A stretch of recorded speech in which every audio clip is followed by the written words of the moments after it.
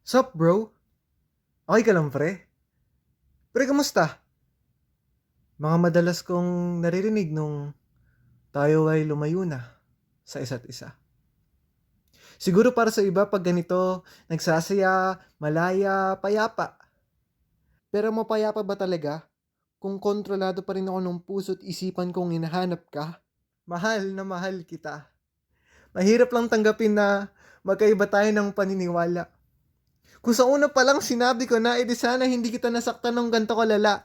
Pasensya kung naging walang kwenta ang aking mga ginagawa. Pasensya kung dala ko pa rin ng mga alaalang nagpapaluha. Pasensya, pero hindi ko na kaya. Di ko naman sinasadya na hilahin ka sa ganitong trahedya, pero ito na nga.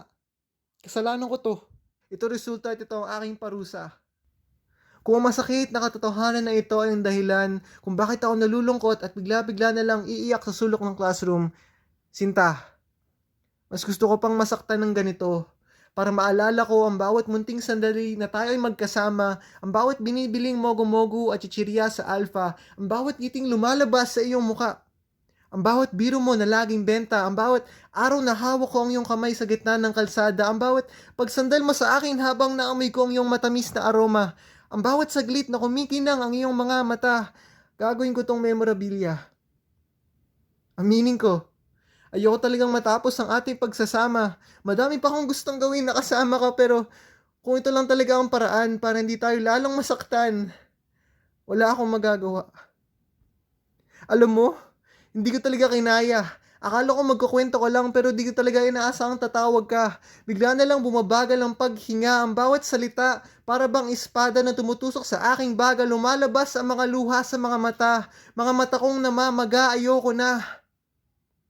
Ang daming pumapasok sa isip ko, may kasama pang homework, assignment, exam.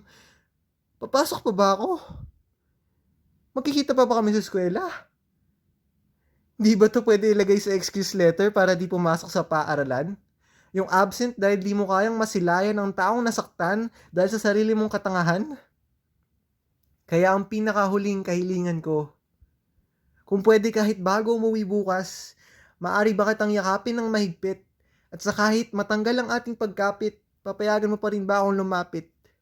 Ngunit, sa isang pagpikit, ayun na pala ang huli at ang sakit dahil mananatiling nakaukit ang katotohanang hindi may pagkakait na kailanman hindi na ito mauulit. Kahit na alam ko naman talaga kung bakit. Ang hirap pala lang sa atin, no? Sa relationship natin ko lang nalaman na hindi pala ako ang bida sa iniisip kong storya. Sa atin ko lang nalaman na ang mga salitang I miss you, ingat at mahal kita ay nakakasakit din pala. Tiwala, tila aking nawala. Alaala, di na muling mag-aalala. Mahal, wala nang mahal na namamahala. Pasensya kung sa akin, ang dami mong pagdududa.